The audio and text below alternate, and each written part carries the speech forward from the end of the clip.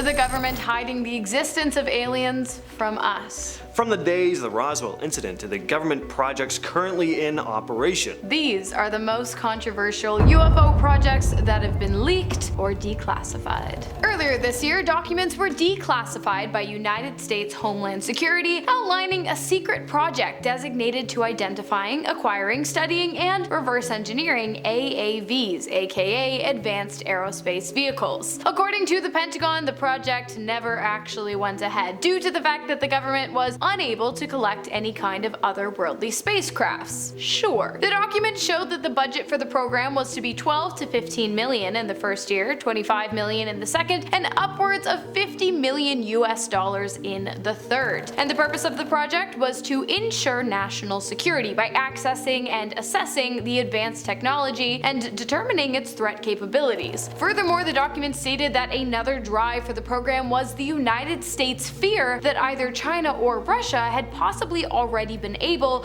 to reverse engineer these kind of technologies. Despite all of the information released to the public meticulously outlining the project, Homeland Security stands firm on their claim that the program never actually went ahead because it was never actually approved. Personally, I'm not buying it. It sounds more like a foreign enemy was getting too close to uncovering the mission, and so the government released a bogus declassified statement saying that while there was a project, it never actually went ahead, in order to throw them off the scent. If you agree, consider giving this video a thumbs up.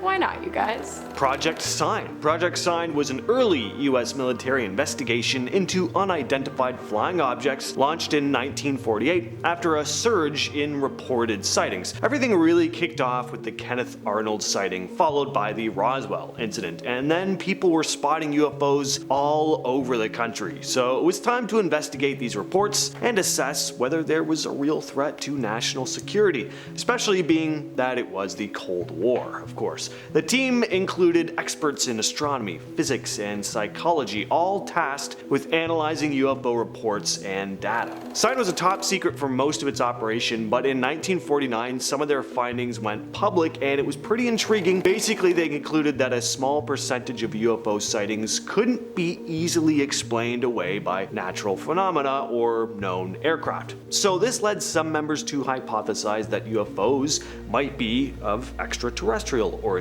But right around this time, the project was shut down by General Hoyt Vandenberg, Chief of Staff of the Air Force. It was then replaced by Project Grudge, with a slightly different goal, but more on that in a bit. First, let's kick it over to a joint effort between the National Security Agency of the United States, aka the NSA, and the British intelligence agencies dedicated to training super soldiers in charge of UFO retrieval and security lockdown operations. I have to say, my interest is piqued. Project Mannequin, as it's called, was revealed to the public back in the 2000s by several whistleblowers who claim to have been a part of the project at one point or another. Now, while super soldiers in charge of subduing alien threats does sound pretty cool, unfortunately the recruitment process sounds pretty dark. Apparently agents don't just join the team of their own accord, instead hand over their offspring to the government at a young age for some kind of crazy undisclosed amount of money.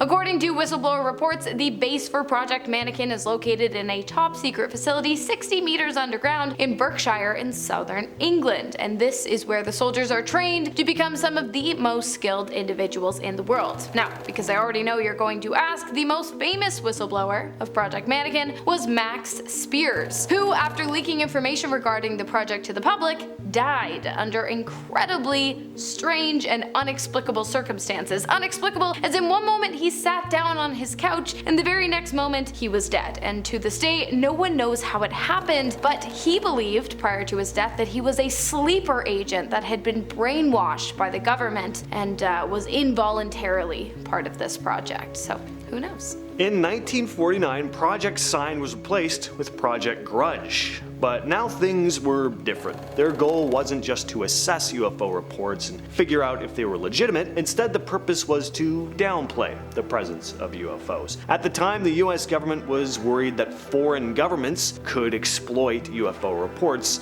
basically causing panic in the public. So Grudge shifted its focus from scientific investigation to straight up debunking UFO reports and reassuring the public that there was nothing extraordinary about the sightings, even when there actually was. J. Allen Hynek, a famous American astronomer, professor, and UFOologist, took issue with Grudge, claiming that it was, quote, less science and more of a public relations campaign, which it was, at least on the surface. Just because they were telling the public UFO sightings were nothing more than balloons, meteors, or optical illusions doesn't mean they were doing research behind the scenes that they felt it best to cover up.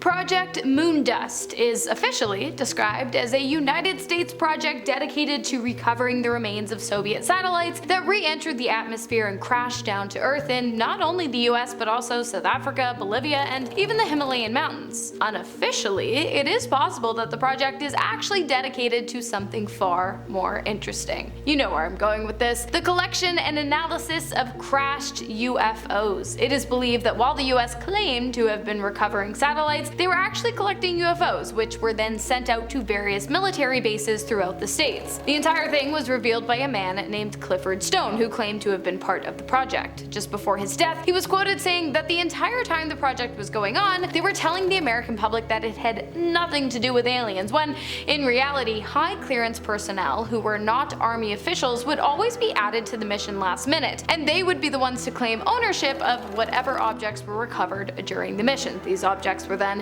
sent out for testing, analysis, and reverse engineering. Project Magnet was Canada's government investigation into UFOs. It was launched in December of 1950 by Wilbert B. Smith, a senior radio engineer with the Canadian Department of Transport. Smith had a personal interest in UFOs and believed that they could be scientifically studied. So the main goal of the project was to attempt to figure out what these UFOs were, and if it was possible, they could be using Earth's magnetic field as a source of propulsion. The project involved setting up monitoring stations across Canada equipped with specialized equipment to detect and analyze magnetic and radio frequency disturbances. Smith hoped that by capturing data from these disturbances, they could find patterns and similarities with UFO sightings. Now, Wilbert Brockhouse Smith was an interesting guy. He did believe that UFOs were of extraterrestrial origin and had psychic abilities. He also believed that aliens were communicating to him through the use of telepathy. Unbeknownst to some, the United States is not the only one with an Area 51 style top secret UFO alien base. That's right, Russia has their very own version of the not so secret alien bunker located in rural Siberia and referred to as Kapustin Yar. It makes sense. I mean, Russia was the first country to send a living being up to space back in 1957, so it's only natural that they would have some kind of corner on the market of UFO and alien artifacts. By the way, for those of you who don't know, the first living being in space was a dog named Laika, who unfortunately did not make it back down to Earth, but that's a sad, sad story for another day. While some of the non-believers might claim that Kapustin Yar is nothing more than a regular military base used for radar systems, satellite tracking, and low-level nuclear weapons testing, it should be noted that the Russian government didn't even acknowledge the base's existence until 1983, and furthermore, many former employees have claimed that while working on the base, they witnessed not only the reverse engineering of alien spacecrafts, but actual alien autopsies as well. And personally, I feel like this whole nuclear weapons testing thing has become such a popular way for secret military bases to keep people from getting too close. I mean, really, name a better deterrent than radiation poisoning. Don't get me wrong, I'd love to know if aliens exist as much as the next guy, but nothing is worth that. It's awful. Don't Google it. Antarctica, yes, all of it. Antarctica has gained quite a reputation for being a hotspot for UFO sightings and theories about secret government bases dedicated to studying them. It's remote, inhospitable, makes for an ideal cover for secretive activities. Nobody really wants to go to Antarctica. It's desolate, the weather sucks. So not only would most people veer clear of it anyway, but makes it very difficult for ordinary people to access, allowing secretive operations to take place in secrecy. Some conspiracy theorists have pointed out images with unusual formations in the ice taken with satellites, which some people think could be entrances to underground military facilities and stuff like that. Some even believe there are pyramid-type structures there buried under the ice that might have been built by some ancient civilization, possibly with the help of extraterrestrials or just built by aliens entirely. The governments of the world, especially the United States and Russia, are said to have established secret research facilities in Antarctica to study alien technology and artifacts. A top-secret outpost located in the small town of Dulce, New Mexico, was apparently erected in the 1900s to monitor alien communication signals as well as other weird happenings that tend to come with the territory. According to locals living in the town, which has a population of about 2,700 people and not one single traffic light, alien signals were first intercepted in 1979. The following year, something strange happened. The bodies of dead animals began turning up all over town, mutilated in ways that one could not or would not want to explain.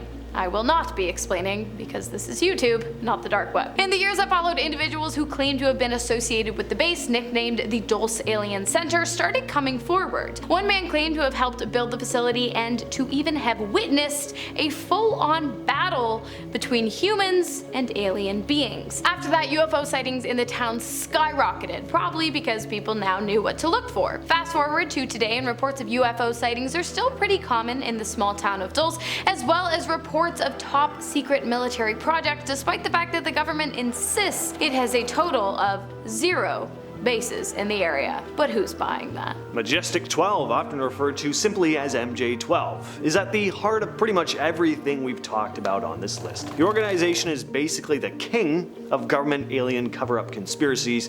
The story goes that in 1947, following the Roswell incident, where a supposed UFO crash occurred, President Truman established Majestic 12 as a secret committee of scientists, military leaders, and government officials whose mission was to investigate and cover up evidence of extraterrestrials. According to conspiracy theorists, MJ12's members included figures from the military, the scientific community, who would manage recovered alien technology, study it, possibly even operate on aliens. Documents about MJ12 allegedly leaked in 1985. UFOologists William Moore and Stanton Friedman claimed they'd been pointed to them by an anonymous whistleblower. One of the most disturbing chapters in the lore of MJ12, though, is their possible involvement in the assassination of President John F. Kennedy. Why? In order to prevent him from disclosing classified information about UFOs and aliens. We have a whole video on MJ12, so check that one out after this one. Well, with all of that said, folks, we will catch you, yes, you specifically, in the next video. Cheers.